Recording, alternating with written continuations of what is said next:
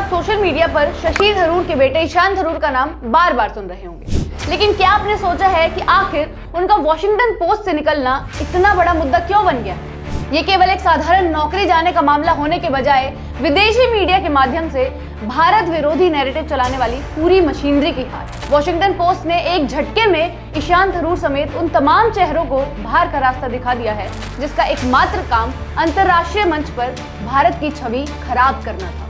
इसमें प्रांशु वर्मा जैसे नाम भी शामिल हैं जो दिल्ली ब्यूरो चीफ के तौर पर लगातार भारत के खिलाफ खबरें लिख रहे थे। उन्होंने जानबूझकर ऐसी रिपोर्ट्स तैयार की जिसमें भारतीय उद्योगपतियों को गलत तरीके से पेश किया गया। प्रांशु ने भारत की छवि बिगाड़ने के लिए देश के कानूनी कदमों को मुसलमानों के खिलाफ क्रूर अभियान बताया और यहाँ तक दावा किया कि भारतीय कंपनियां रशिया यूक्रेन युद्ध को बढ़ावा दे रही हैं। उनका पूरा काम पत्रकारिता के बजाय एक खास विचारधारा के तहत मोदी सरकार को तानाशाह और बदनाम दिखाने पर टिका था। प्रांशु वर्मा जैसे लोग पत्रकारिता के नाम पर लगातार उन ताकतों को हवा दे रहे थे जो भारत की बढ़ती साख को बर्दाश्त नहीं कर पा रही है। ये सीधे तौर पर मोदी सरकार की ग्लोबल पावर और नए भारत की बढ़ती ताकत का असर है। अब वो दौर बीत गया जब कोई भी विदेशी लेखक भारत को नीचा दिखाकर निकल जाता था।